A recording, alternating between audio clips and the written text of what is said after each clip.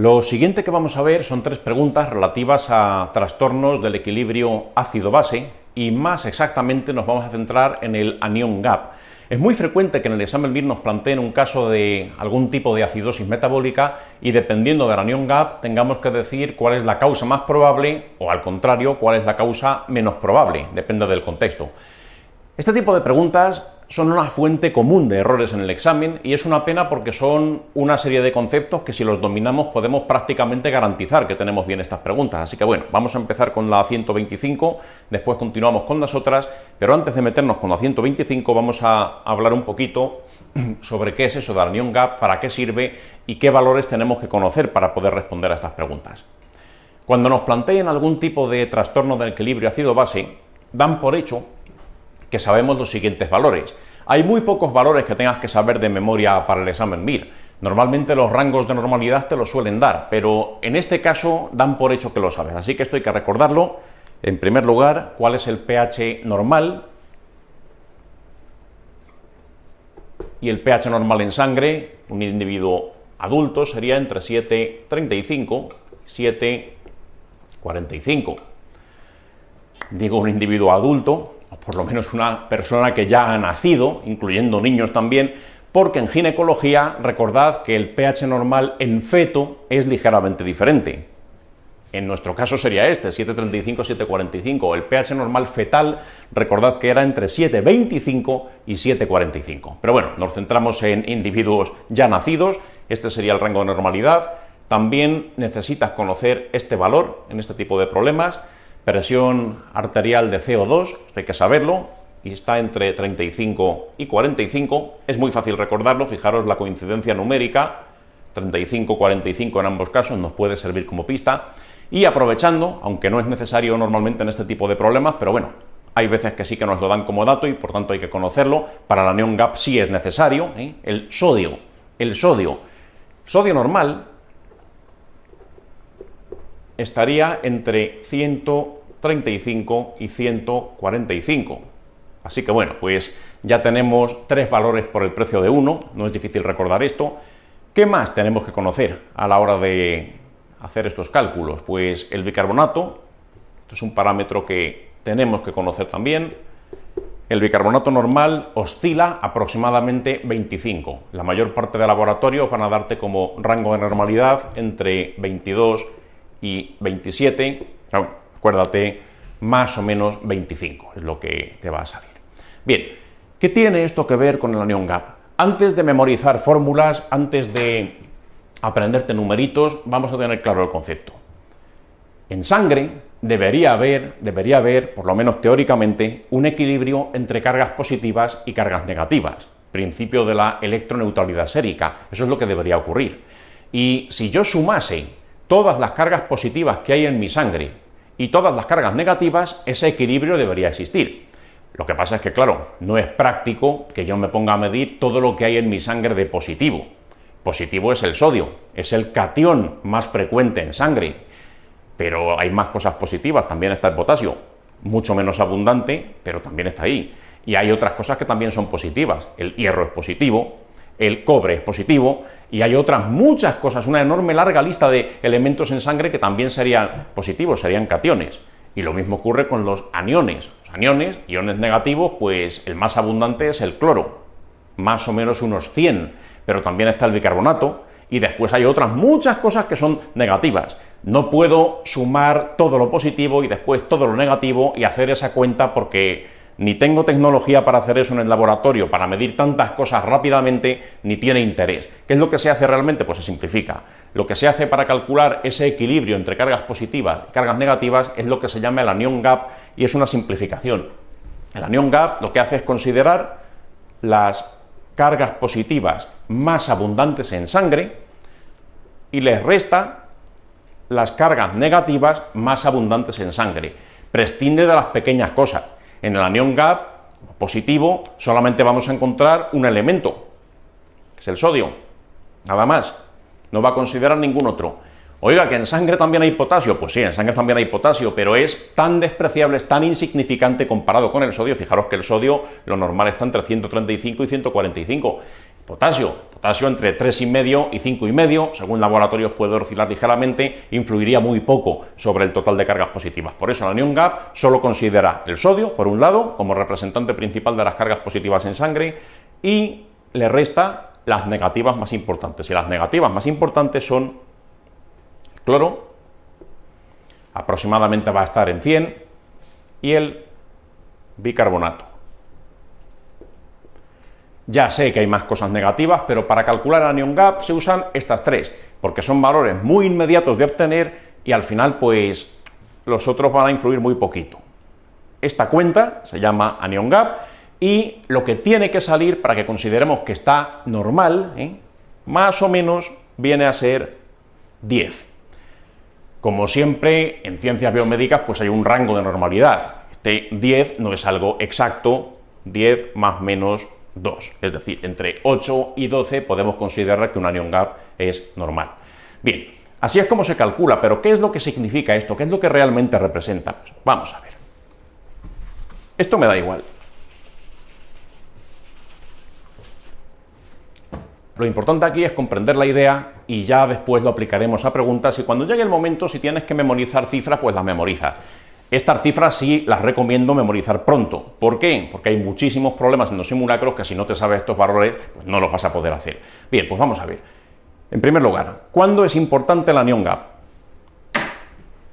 El anión GAP, me van a pedir que me fije en él cuando venga alguien con una acidosis metabólica.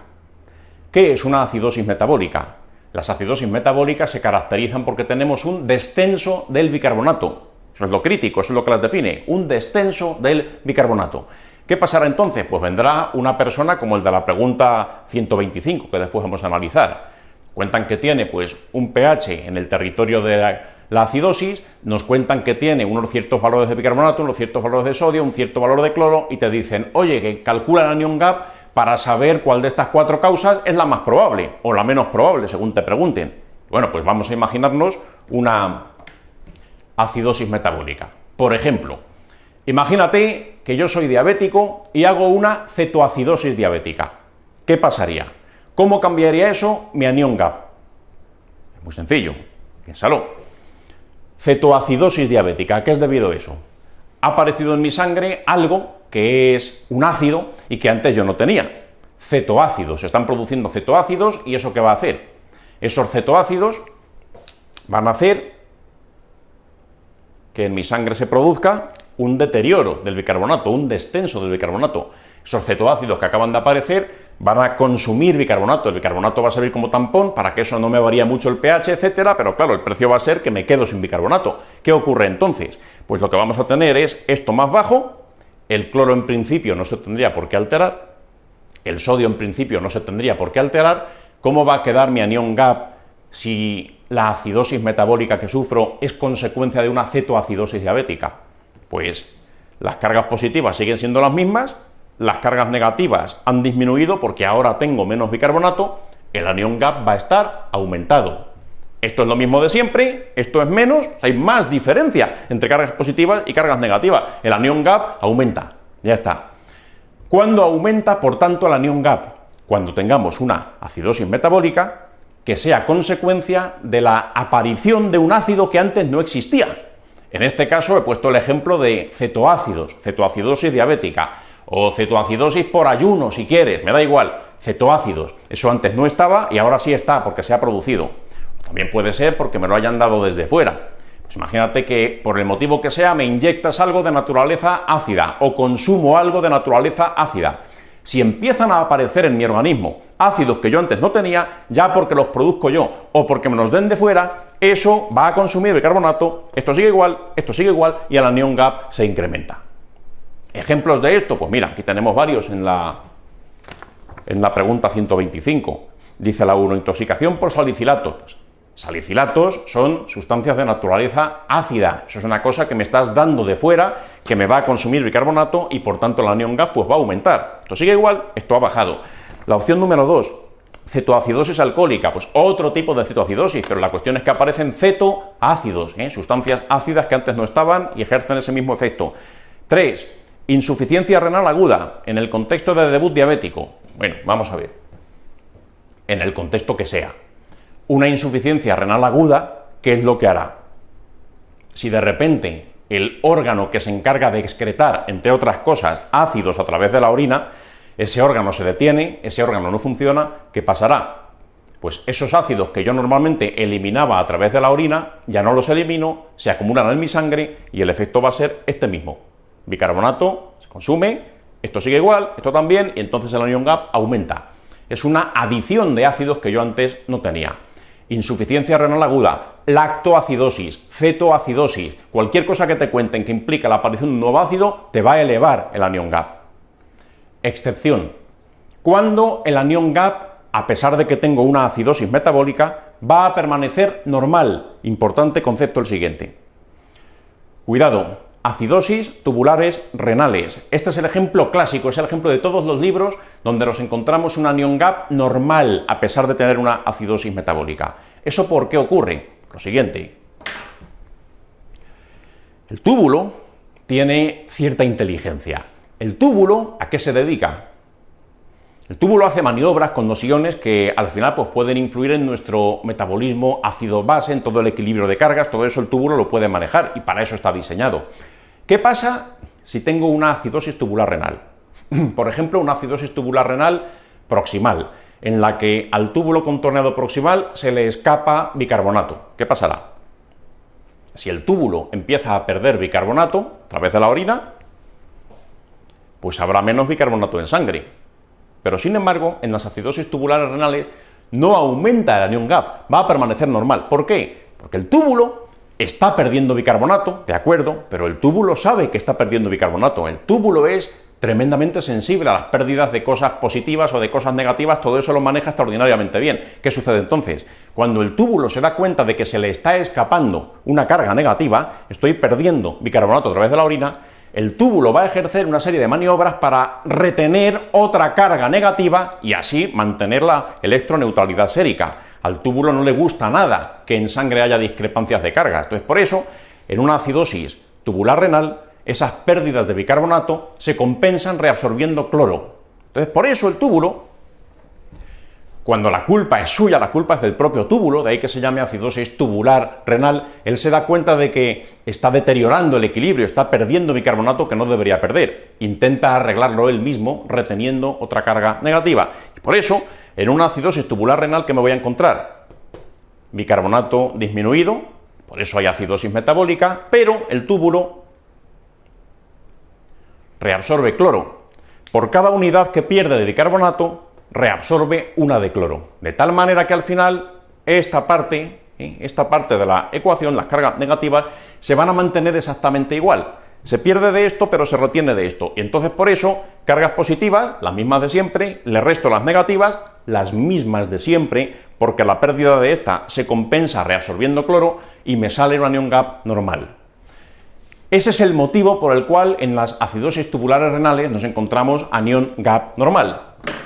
Y eso lo han preguntado en el MIR 400 veces. Es lo que más les gusta preguntar sobre el anion gap. Si tuvieras que saberte un solo ejemplo, uno solo, de acidosis metabólica con anion gap normal, que sea este, acidosis tubular renal. Te pueden poner algún otro supuesto donde a lo mejor pues también pudiera haber una acidosis metabólica con un anion gap normal. Por ejemplo, esto sería una cosa muy retorcida. Imagínate que estás ingresado en mi planta y yo por la noche me caes mal, eres un paciente desagradable y quiero acabar contigo y te pongo en la bolsa donde te estamos infundiendo líquido, te pongo ácido clorhídrico. Bien, el ácido clorhídrico, según entre en tu organismo, te va a producir una acidosis metabólica y seguramente si es cantidad suficiente pues te va a matar. Pero piensa una cosa, ese ácido clorhídrico que te estoy dando, HCl, consume bicarbonato, ¿de acuerdo?, como cualquier ácido que yo te doy de fuera, pero contiene cloro. El ácido clorhídrico contiene cloro en su molécula. Entonces, por eso, si yo te doy un ácido que contenga cloro, por ejemplo ese, el ácido clorhídrico, baja esto porque es un ácido, pero el cloro sube. Entonces, estaría teniendo la gentileza de acabar contigo con un anion gap normal, para que no pudieras vengarte desde el otro mundo de que te ha alterado mucho el anion gap. Te has ido con un anion gap normal y corriente, como el de todos los seres humanos. Bromas aparte, hay muchas situaciones donde puede ocurrir esto. que tengas una acidosis metabólica con un anión GAP normal. Típico ejemplo, el de siempre, acidosis tubular renal. También, si te doy ácidos que contengan cloro, porque el propio cloro que contiene el ácido, pues compensa la otra parte de este paréntesis de cargas negativas. Si tienes que saber una sola cosa para el MIR, acidosis tubular renal, y acertarás casi todas las preguntas. Fijaros, por ejemplo, esta, la 125, vamos a hacer la cuenta. Nos dicen pH 7,25, muy bien, estoy en acidosis, bicarbonato 16, está bajo, acidosis metabólica, y me dicen también que el anión GAP está en 12, es decir, anión GAP normal, entre 8 y 12 es normal. ¿Cuál puede ser la única causa de estas cuatro? La de siempre, anión GAP normal, acidosis tubular renal. Las otras, la 1 estoy añadiendo salicilatos, la 2 estoy añadiendo cetoácidos, la 3 estoy dejando de eliminar ciertos tipos de ácidos que normalmente eliminará por la orina. La 1, la 2 y la 3, por definición, incrementarían el anión GAP. La 4 es la que no lo hace, así que la respuesta correcta pues sería la 4.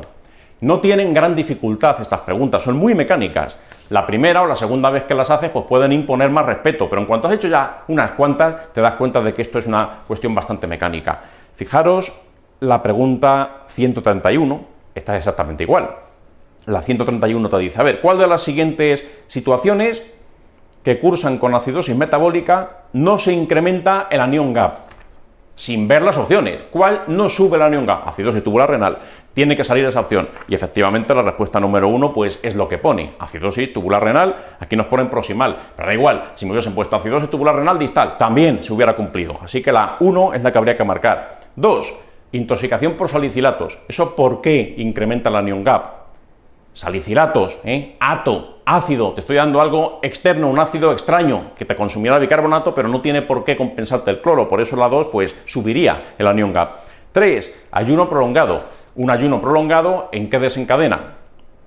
Acaba desembocando en una cetoacidosis, así que por eso la opción 3 pues subiría el anión GAP, aparecen cetoácidos. La 4, fracaso renal agudo. Dejo de eliminar sustancias ácidas que normalmente la orina eliminaría. Así que aquí pues la respuesta está clara, es exactamente lo mismo de siempre. 125 y 131 realmente son preguntas repetidas. No digo que sean preguntas iguales, una tiene pinta de caso clínico y otra es un supuesto teórico, pero es igual, lo que están preguntando es la misma idea. Fijaros la 129, esta es un poquito diferente, vamos a enfrentarnos a ella. Es un poco más elaborada, pero al final viene a ser casi lo mismo. Dice la 129, tenemos un varón de 65 años, que es hipertenso, tratado con 3 fármacos, fijaros que está con carvedilol, con enalapril, furosemida, y además tiene diabetes tipo 2 que controla con metformina. Y bueno, pues viene a urgencias porque tiene una diarrea muy importante, de 5 días de evolución, y tiene una tensión arterial de 90-53 milímetros de mercurio. Parece que los 3 fármacos están haciendo efecto, o más que los 3 fármacos, es lo que dicen a continuación.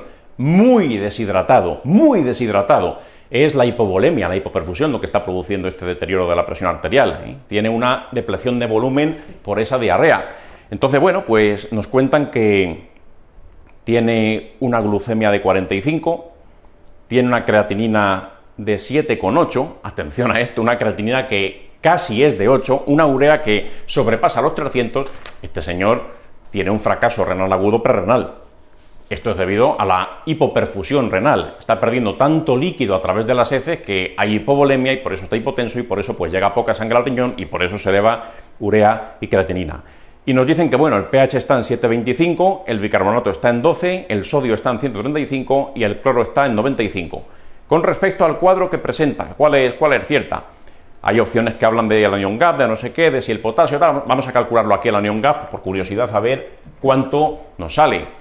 Esto, fijaros, sería de sodio, nos dicen que tiene 135 cargas positivas, habría que restarle las cargas negativas son un cloro de 95, más o menos el cloro suele oscilar los 100, como antes decíamos, el bicarbonato lo tiene muy bajito, está en 12,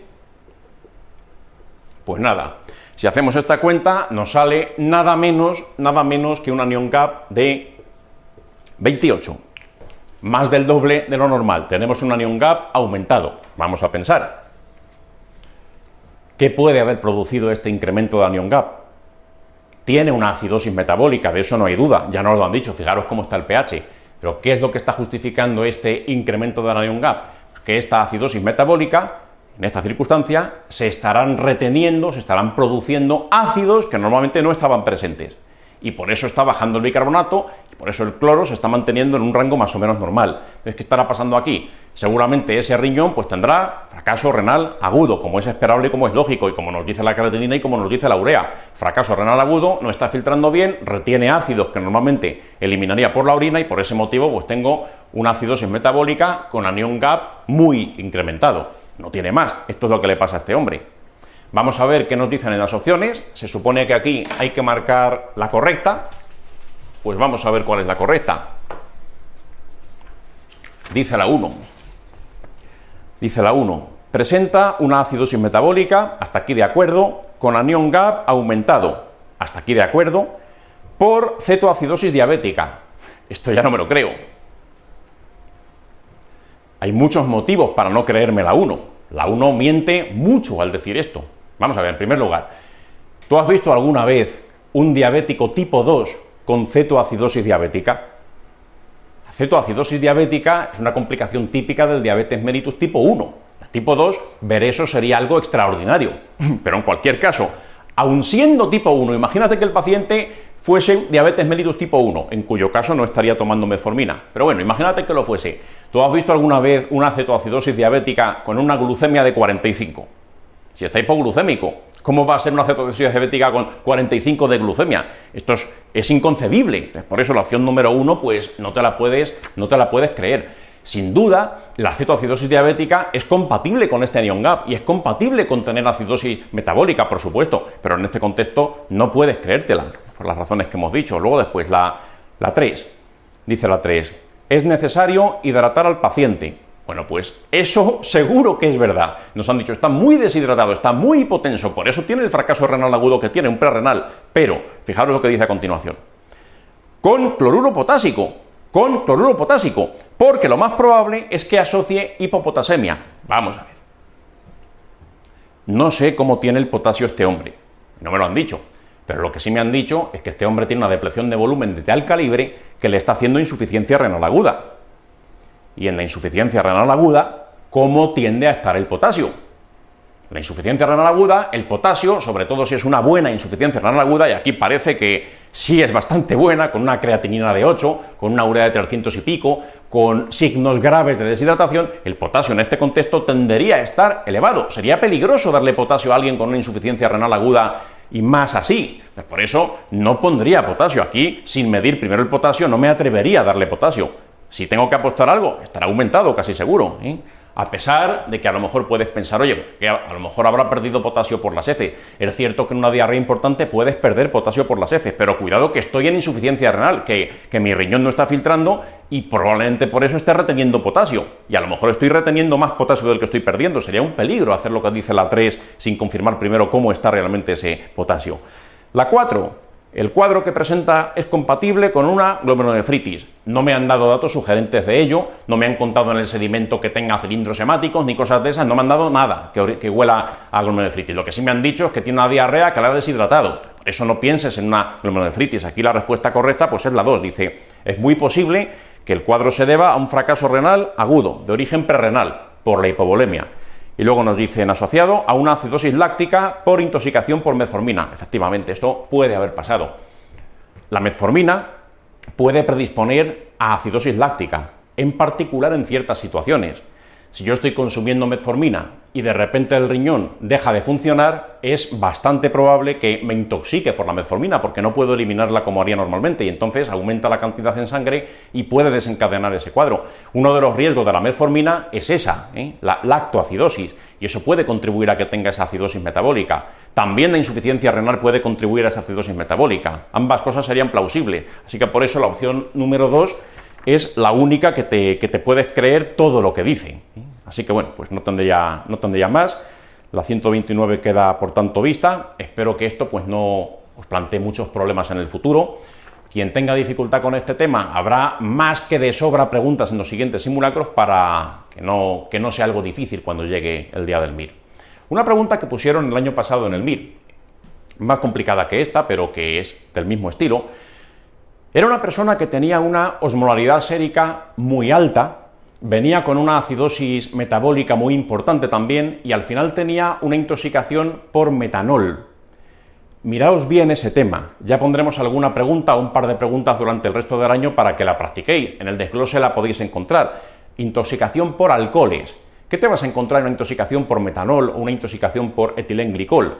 Aparte de la acidosis metabólica, que puede ser incluso muy severa, puedes encontrar un osmol gap aumentado, es decir, una osmolaridad sérica, si la mido, superior a la predecible por la cantidad de glucosa que tiene el paciente, por la cantidad de urea que tiene el paciente, por la cantidad de sodio que tiene el paciente. Si hay un aumento tremendo de la osmolaridad y te cuentan una acidosis metabólica, no te olvides de los alcoholes. Metanol, etilenglicol, no cuento más, no entro en profundidades, ya lo haremos en alguna pregunta posterior, cuando ya surja la oportunidad con un caso, con una pregunta viva.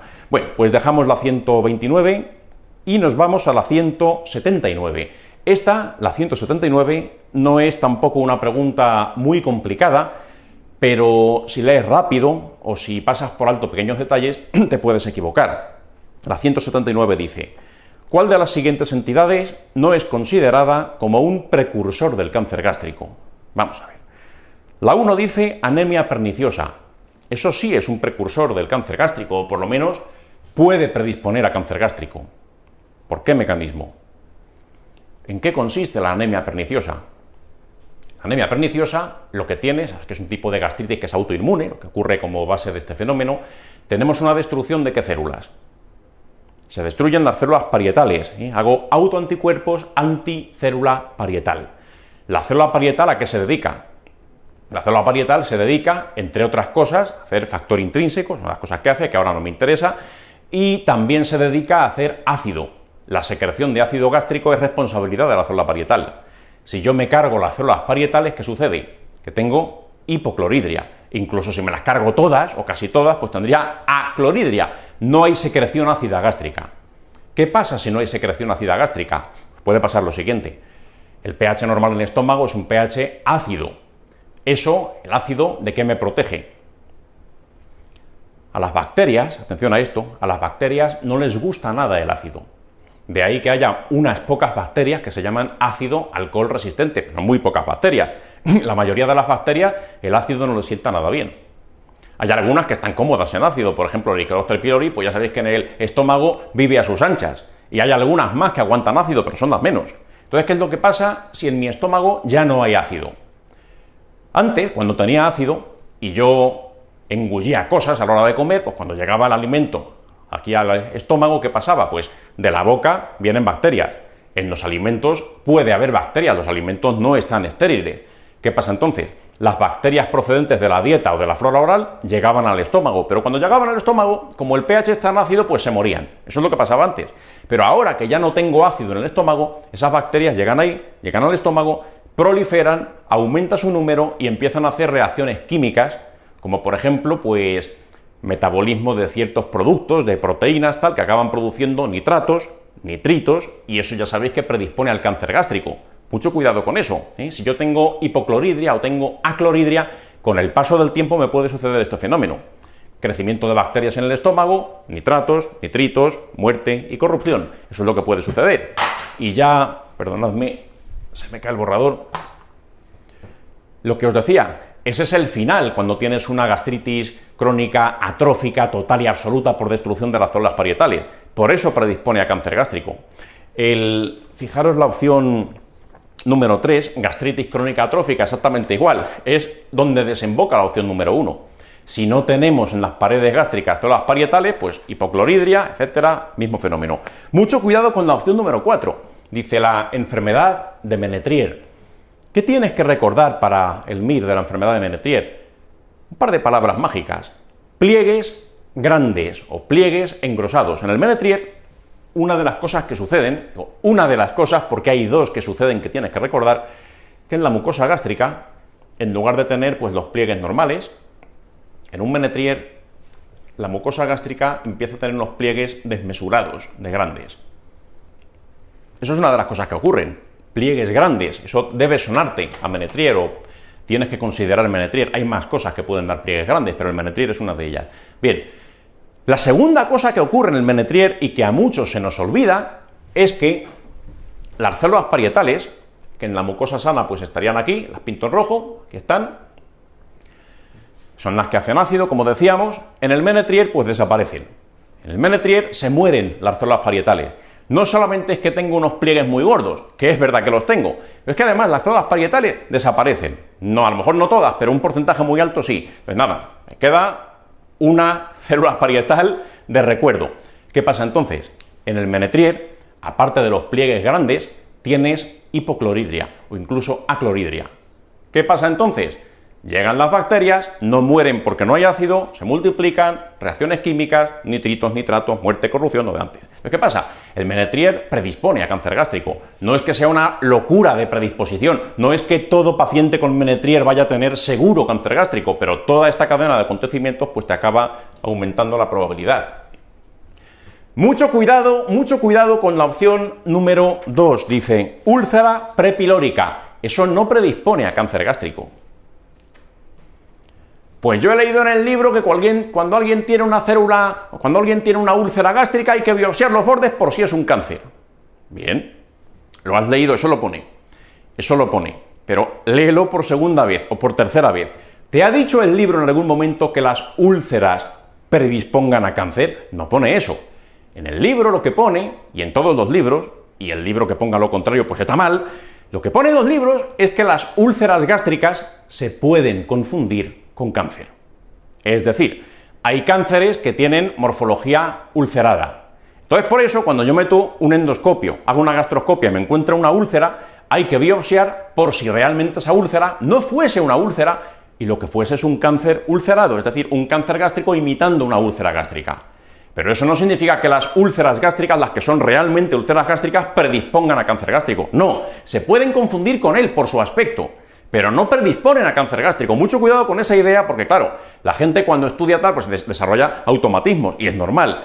Neumonía más hiponatremia, legionela, y cosas así, normal. Pero mucho cuidado. Cuando veáis úlcera gástrica, un automatismo que se crea y que es correcto es, hay que hacer endoscopia, hay que biopsiar, etcétera. Las úlceras gástricas hay que biopsiarlas, muy bien, pero no saquéis conclusiones erróneas. Una cosa es que una úlcera gástrica se pueda parecer a un cáncer y otra cosa es que una úlcera gástrica predisponga a cáncer gástrico, que no predispone. Se pueden confundir, pero no predispone. Entonces, por eso, la número 2 sería la opción válida. Este concepto en el MIR ya se ha preguntado alguna vez. No os podéis ni imaginar la matanza que hicieron en esa pregunta cuando esa idea se preguntó, porque la gente pues esperaban que la úlcera gástrica predispusiese a cáncer gástrico, y no es el caso. Son confundibles, pero no predisponen. Cuidado, porque el Ministerio sabe cómo pensáis y sabe cuáles son los puntos débiles, sabe cómo tiene que preguntar las cosas para inducir a confusión. Bien, pues nada más con respecto a la 179. Vamos a ver a continuación unas preguntas que habría que haber tenido bien, no por conocimiento, sino por técnica de examen, preguntas que se pueden sacar aunque no te sepas muy bien el tema, y la primera de ellas es la 181. Si alguien la ha fallado, debería parar el vídeo, debería volver a intentarlo y debería acertarla y tenerla bien. El 100% de vosotros tendría que tener bien esta pregunta, la 181. Es una pregunta que te están llevando de la mano hacia la respuesta correcta. Solo tienes que ir ordenadamente, ir descartando lo que puedes descartar y ya está. Y confía en ti mismo, aunque no te sepas muy bien las complicaciones de las heridas quirúrgicas, ni sepas muy bien qué puede pasar cuando hago una linfadenectomía, si puede haber seroma, si no, da igual, da igual. Esta pregunta está a tu alcance, al de todos. ¿Podéis con ella? Dice la 181.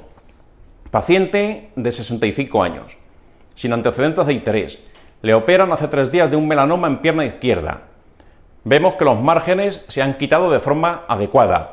Se ha hecho una linfadenectomía y resulta que ahora tiene una tumefacción indolora en la ingle. Bien, tumefacción indolora en la ingle. No sé qué será eso. Bueno, sigo leyendo y sobre todo veo las opciones.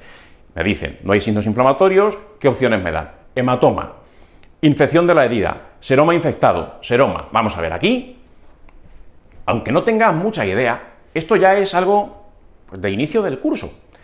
No hace falta llevar muchos simulacros para darte cuenta de una cosa. 2 opciones muy parecidas, pero distintas en algún matiz, una de las dos suele ser la correcta. Entonces aquí La intención del autor de la pregunta claramente es que dudes entre seroma y seroma infectado. Te han dicho que han hecho una linfadenectomía, a lo mejor los tiros van por ahí, pero bueno, sea como sea, descarta. La 1 dice, hematoma. A ver, te han dicho que tiene una tumoración en la ingle, ¿de acuerdo? Te han dicho que sea de color morado, como es un hematoma.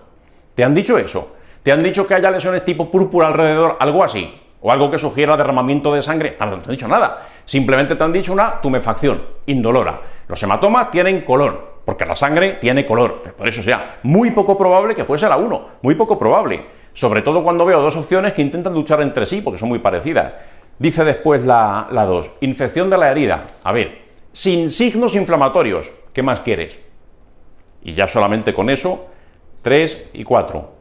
Seroma, puede ser. ¿Un seroma qué será? Pues una colección procedente de vasos linfáticos. Un hematoma pues tendría un color. Un seroma sí podría aparecer y eso ya no tiene un color definido. Eso es una cosa que es incolora. ¿Por qué? Porque el contenido de los vasos linfáticos también es incoloro. Y he hecho una linfadenectomía. Y encima me han dicho que esa tumefacción está en el territorio donde se ha hecho la linfadenectomía. Es aquí. O es la 3 o es la 4. ¿No hay signos inflamatorios? Pues la 3 no puede ser, descarto seroma infectado y me queda la 4. ¡Ya está! ¿Hacía falta estudiarte las complicaciones típicas de las heridas quirúrgicas? No hace falta nada. Simplemente en esta pregunta, sentido común y ya está, y ahora tuya. ¿Quién la haya fallado? Bueno, pues afortunadamente hoy no es el día del MIR, me da igual si la ha fallado, aquí estamos para aprender. Pero la próxima vez que un tema te supere, no creas que no se puede acertar, era simplemente pues pensar con lógica y ordenadamente, y no tenía más historia. Fijaros también otra, la 108. Dice la 108. Esta, que a lo mejor no te sabes muy bien los efectos secundarios de los fármacos que cuentan, etcétera, tienes que luchar con lo que puedas. Intenta sacar las cosas con lo que sí sabes. Y dice la 108. Un enfermo en tratamiento crónico para su hipertensión arterial presenta episodios ocasionales de taquicardia, rubor, dispepsia, edema en miembros superiores y alguna cefalea frontotemporal. Y en la analítica encontramos un potasio de 5,4 y un calcio sérico de 7,2. ¿Cuál sería la actitud más recomendable? Bueno, pues no tengo mucha idea de lo que le pasa. Lo confieso, no he leído todavía las opciones, pero parece que estoy un poco perdido. Fijaros, atención ese calcio, que está bastante bajo. Bueno, vamos a ver qué nos dan y a ver cómo nos defendemos. Y dice la 1. Suspendo la nifedipina, fármaco que con gran probabilidad le está produciendo este cuadro clínico. Mira, no sé si la nifedipina puede producir estos efectos secundarios, no lo sé.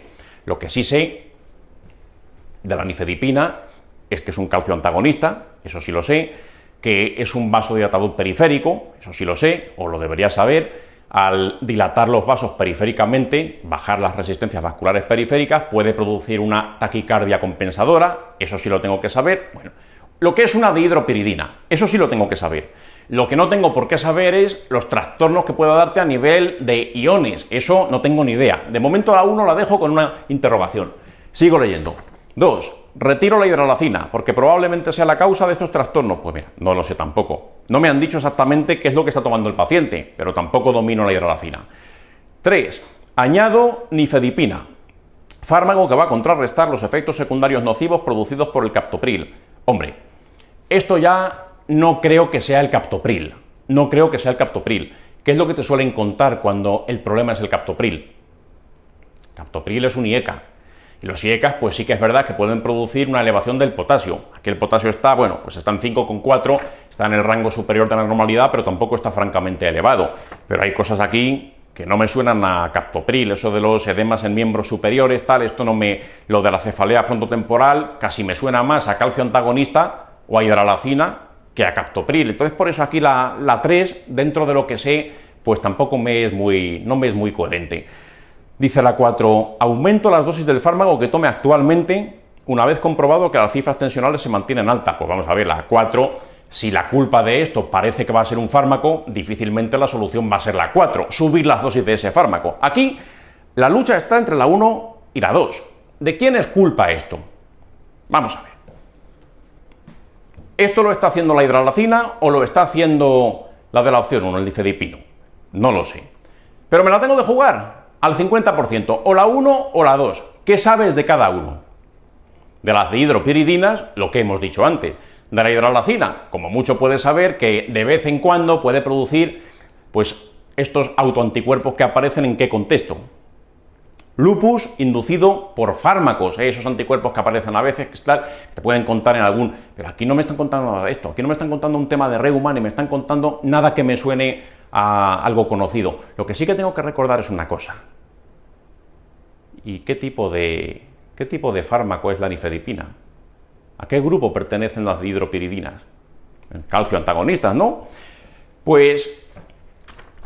dentro de las cosas que me están diciendo aquí, y no me mencionan anticuerpos antihistona, ni me están mencionando nada de eso, no, simplemente aquí lo que me llama la atención es un potasio en el límite superior y un calcio bajo. A ver, no sé si la hidralazina podrá hacer esto, no sé si la nifedipina podrá hacer esto, pero lo que sí que sé es que la nifedipina es un calcio antagonista.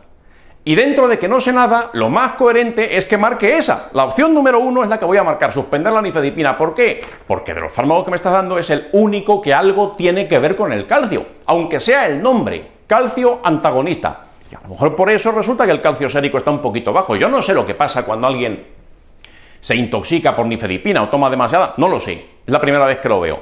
Pero si me la tengo que jugar, agárrate a un clavo ardiendo, agárrate a algún pequeño razonamiento que encuentres porque es lo que tienes, no tienes nada más. Yo, de hecho, me he molestado después de ver esta pregunta de buscar en libros de farmacología si la nifedipina te puede dar hipocalcemia. No aparece, desde luego, como un efecto secundario frecuente. No lo he encontrado en muchos de ellos, ni siquiera mencionado como posible efecto secundario, pero ¿qué hago si es el día del MIR? ¿Se espera de mí que me sepa todo lo que puede hacer la nifedipina? Estaría loco si me supiera eso.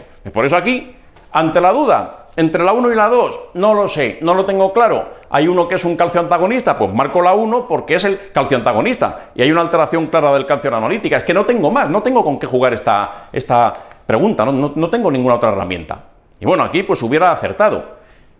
A lo mejor la podría haber fallado. Pero normalmente, cuando estás perdido, esa pequeña intuición que se va desarrollando a medida que vas haciendo más simulacros y más simulacros y más simulacros, sirve para algo. Confía en tu intuición cuando tu ciencia no alcance, cuando la teoría que sabes no sea suficiente, porque la tienes para eso. Y eso puede ser la diferencia entre sacar pues 8 o 10 puntos más el día del examen, si haces caso a tu intuición que previamente has desarrollado haciendo simulacros.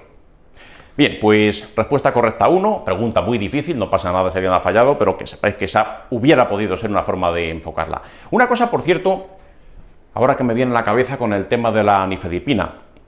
Recientemente han preguntado en el MIR una cosa que puede hacer la nifedipina, que no es tanto a nivel de calcio, de potasio, de estas cosas que prácticamente ni me interesa. Una cosa que sí puede hacer, y que es visible desde fuera, sobre todo si el paciente sonríe.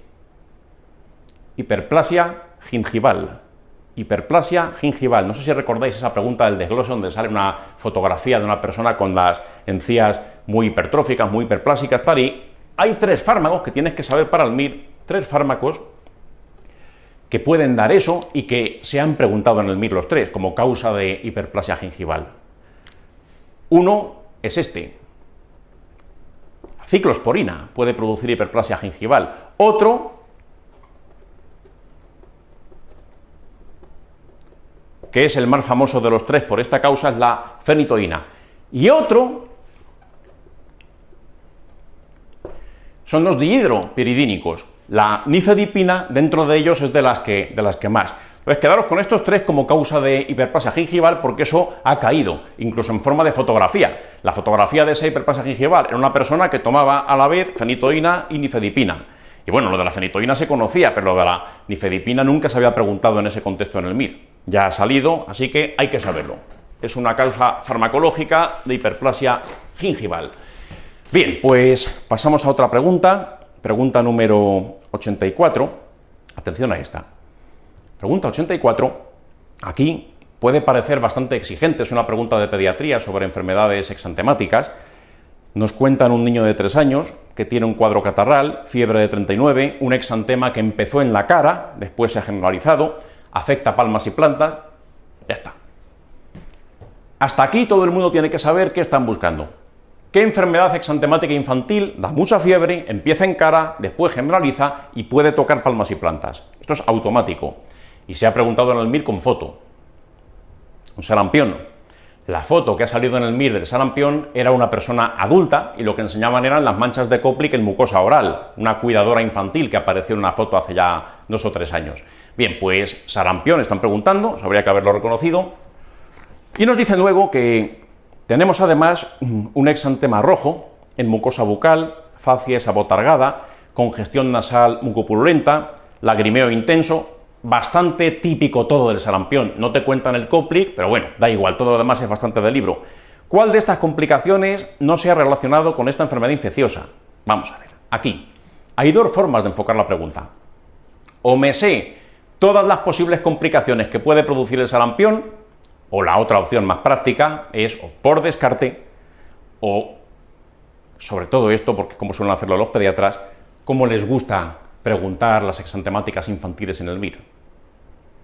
Igual que a los reumatólogos les gusta preguntar las vasculitis sistémicas. Intentan confundirte una con otra. Te cuentan un cuadro y entre las 4 opciones que va a salir: sarampión, rubeola, el virus herpes humano 6, parvovirus B19. Siempre lo hacen así. Intentan liarte entre enfermedades muy parecidas. Y en reuma, pues lo mismo. ¿Qué opciones hay en las preguntas de vasculitis? Pues el Wegener, el Churg-Strauss, la arteritis temporal y la paratelitis nodosa. Siempre es igual. Bien, pues de estas 4 opciones, la opción número 1, orquitis, puede ser que no lo sepas. Puede ser que nunca lo hayas leído, si el sarampión pueda producir orquitis o no. A lo mejor sí puede, no lo sé. Esto nunca lo he escuchado antes. 2, laringitis estenosante. Esto tampoco lo he leído nunca. Honradamente, yo no lo sé si el sarampión puede producir laringitis estenosante. A lo mejor lo aprendo, si hago una pregunta de estas, la fallo y después pues me lo miro.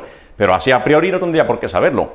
La 3, neumonía de células gigantes. Esto sí viene en el libro, neumonía de Hedge o de células gigantes. Eso puede ocurrir por el sarampión, es por el propio virus, pero ya para saberme esto y acordarme implica pues haber profundizado bastante en las exantemáticas infantiles. No pasa nada si esto no lo sé. La última dice parencefalitis esclerosante subaguda. Pues quizás sea la complicación grave que más merece la pena acordarte del sarampión. Puede ser que la 4 te suene, pero las 3 primeras pues puede ser que no tengas ni idea. ¿Qué hago? ¿Me rindo? ¿Respondo al azar? A ver si acierto. Vamos a ver. Piensa con cabeza. ¿Qué intenta hacer el ministerio cuando te ponen casos clínicos de exantemáticas infantiles? ¿Qué intentan hacer? Te intentan hacer dudar con otras cosas parecidas. Sarampión frente a rubeola, o frente a escarlatina, o frente a Kawasaki, cosas que pueden tener elementos comunes. Entonces, ¿cómo habrán organizado esta pregunta? Si siguen el mismo espíritu, se lo está poniendo la misma gente, incluso el mismo autor de todos los años. Seguro que entre las 4 opciones está intentando confundirte con otra enfermedad exantemática infantil. Seguro. O con otra viriasis infantil. Seguro que de las 4 opciones habrá alguna complicación que será más propia de otra entidad. Porque siempre juegan a eso. Ya os lo he dicho muchas veces, estudiar transversalmente. Comparad una enfermedad con la de al lado, y con la de al lado, y con la de al lado. Y fijaros en lo que es distinto. Eso es lo que permite distinguir unas de otras. Y con esa filosofía, esta pregunta resulta simple, porque ves la opción número 1 y dices, orquitis. No sé si el sarampión podrá producir orquitis. No lo he leído nunca. Lo que sí sé es que la parotiditis puede producir orquitis, y de hecho lo hace con cierta frecuencia. Es la complicación típica de la parotiditis. Seguramente voy a marcar la 1 porque me están intentando liar con la parotiditis. Ya está, así podías con la pregunta, así sabías, y era mucho más sencilla. Casi siempre las preguntas en el MIR tipo caso clínico te intentan crear confusión con la enfermedad de al lado, con la enfermedad hermana, que tiene muchas cosas iguales, pero hay 4 distintas. Pues esas 4 distintas son las que te tienes que fijar. Por cierto, la 3, neumonía de células gigantes, eso el sarampión lo puede hacer, desde luego. ¿Qué otra enfermedad exantemática infantil puede producir neumonía? Por el propio virus. Puede matarte además, porque es una neumonía muy grave. No es una neumonía de células gigantes, esa es la del sarampión. ¿Qué otra viriasis puede dar neumonía? Sobre todo en adultos, no en niños. Y es mucho más grave en adultos que en niños, por consiguiente. ¿Cuál es?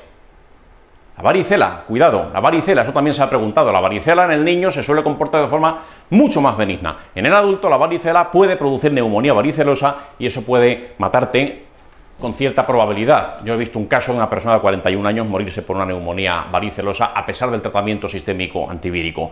Bueno, pues la respuesta correcta aquí sería la 1. Te intentan liar con parotiditis y esa sería la forma más económica, la forma más sencilla, más limpia de sacar esta pregunta si no te lo sabes todo. Vamos a continuación a la última pregunta para hoy, que es la 118. Y bueno, pues aquí nos damos cuenta de una cosa. Igual que hay preguntas que se pueden acertar por técnica de examen o porque la propia estructura de la pregunta lo permite, etcétera, o por comparación con otras preguntas parecidas, tal, aquí la 118 la tienes que tener bien no por técnica de examen, sino porque recientemente te has enfrentado a una pregunta muy similar en un simulacro de hace poco. Es como cuando una pregunta se repite del desglose a un MIR. Lo mismo se repiten preguntas de un simulacro a siguientes simulacros, y esto no se puede fallar. Concretamente la pregunta 118, que es sobre un trastorno conversivo, esto ya lo vimos, esto ya lo comentamos con una pregunta que apareció en un simulacro, y esto pues todo el mundo lo tendría que tener bien si escuchó esa explicación y analizó su fallo en caso de haberse equivocado. Ya os lo dije en la charla de segunda vuelta, a los que os di la charla de segunda vuelta. Personalmente, cuando hice el MIR, le debí muchos más puntos a los fallos que había cometido en los simulacros y lo que había aprendido después de esos fallos, mucho más que a las horas de estudio delante del manual. Que estudiar delante del manual es una condición que es necesaria para tener un buen resultado en el MIR, eso está claro. Nadie hace un buen examen MIR si no ha estudiado.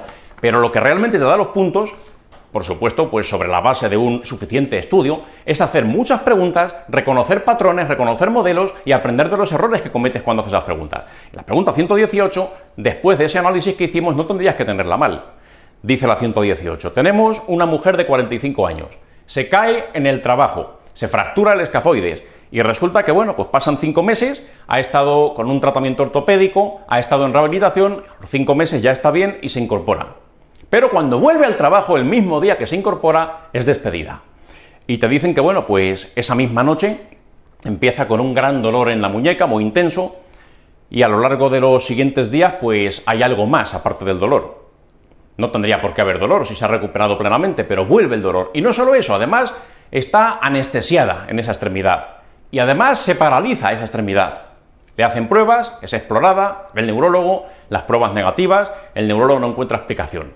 Y te dicen que qué pasa, que qué diagnóstico psiquiátrico de los que vienen a continuación es el que mejor se adapta a esta paciente. ¿Qué decíamos?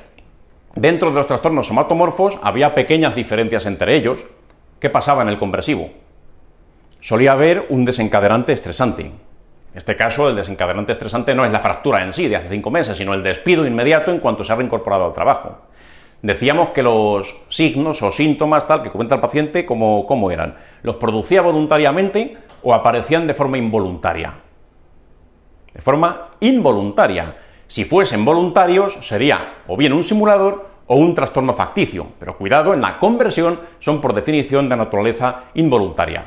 Son incongruentes, cuidado, incongruentes con las pruebas diagnósticas, incongruentes con las vías anatómicas que te estudias en los libros, por eso el neurólogo pues no entiende muy bien por qué a partir de una fractura de escafoide que ya está solucionada, de repente se sobreañade un dolor que antes no tenía y una parálisis y una anestesia. No tiene mucha correlación con las vías anatómicas normales. ¿Esto qué es en conjunto? Tenía además un valor simbólico aquello de la conversión, el trastorno conversivo. Un significado que a lo mejor no es evidente, pero que ahí está. En este caso, por ejemplo, pues se me acaba de paralizar el brazo ya de forma definitiva porque he sido despedida injustamente, ya no puedo desencadenar ningún trabajo, no puedo hacer nada productivo porque este brazo pues lo he perdido definitivamente. A lo mejor eso es lo que su mente inconsciente te está queriendo decir, ese es el valor simbólico que tiene este trastorno. Estoy especulando, estoy jugándose Freud, pero suele haber algo así, suele tener algún tipo de significado aunque no sea obvio. Otra cosa que también decíamos, eran personas muy sugestionables, ¿eh? La sugestión era algo que funcionaba muy bien con ellos. A lo mejor el neurólogo le hace determinado aparente tratamiento, hace un conjuro, o hace imposición de manos, o le da un placebo, y automáticamente la paciente, si cree firmemente en lo que el neurólogo le dice y resulta convincente, pues a lo mejor se recupera de forma instantánea. Son muy sugestionables. Eso puede hacer a veces que se recuperen estos pacientes. Cuidado con este diagnóstico diferencial. Fijaros, la 1 dice trastorno por somatización. ¿Por qué no es la 1? Un trastorno por somatización no predominarían, como en este caso, datos tan neurológicos. Un somatizador te puede contar que tiene, pues a lo mejor, alteraciones del tránsito digestivo, o te puede contar además que tiene de vez en cuando cefalea, o te puede contar que de vez en cuando le ocurre cosas mucho más variadas, de diferentes órganos y sistemas. Es algo que no tiene nada que ver con esto, que es muy neurológico lo que nos cuentan. Por eso la respuesta correcta pues sería la 2. Cuidado con la 3, dice trastorno por dolor. Podrías haber considerado la 3 si solamente hubiese habido dolor como único síntoma, pero también hay una anestesia y también te han contado que tiene una parálisis, así que por eso ya no cabe en la definición de la 3. Por último, la 4, un trastorno hipocondríaco, pues ya dijimos, no se centra en determinado signo o síntoma que se ha encontrado, sino en una preocupación por si tiene determinada cosa, y aquí no es preocupación, aquí lo que tiene es una clara parálisis.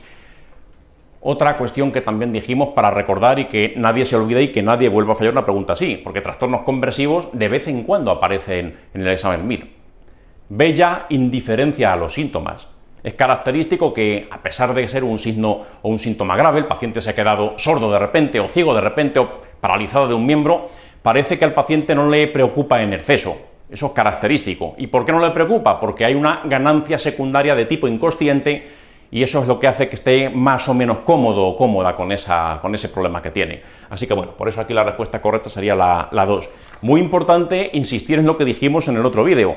La producción de estos síntomas no es deliberada. Esto no lo hacen aposta, no son simuladores, no son trastornos facticios, eso ya pertenecería a otro capítulo. La aparición es de origen inconsciente, el paciente no es responsable de estos síntomas. Aparecen, pero no es él quien los hace de forma intencional. Bueno, pues esta, la 118, como cualquier otra pregunta que se haya repetido y que hayáis tenido mal, hay que hacer doble penitencia. Muy importante eso, un fallo no se debe repetir, y un fallo que cometes por segunda vez, razón de más ya para volverte a estudiar ese tema en mucha profundidad. Y esto es una cosa que además nos ocurre a todos. Todos tenemos en el desglose o en un simulacro preguntas que por más vueltas que le damos, por más veces que las repasamos y nos enfrentamos otra vez a ellas, las seguimos fallando.